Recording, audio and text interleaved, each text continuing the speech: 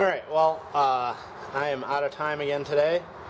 The ET1 was kind of troublesome. The ETX, I think I need to get a look at the spark igniter module on that. It might be getting weak. The EM1, or EM2 rather, real excited. That just ran right away once I got it started. So it's nice how well that's working now for all the trouble I had getting it going when I first got it, which, you know, you can check out that earlier in the channel. But I still suspect I need to run in those other two motors in the generator box, which I will do at some point. I will set this up and have time to do that, but not today. I did have a good time running these though. The ETX, I got that to run for about half an hour with all the fighting with it I did, and then, you know, gave up.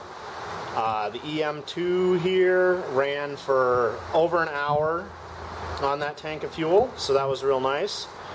And the ET1 also ran for about an hour. It may have been a bit low on fuel when it started, but it wasn't too bad.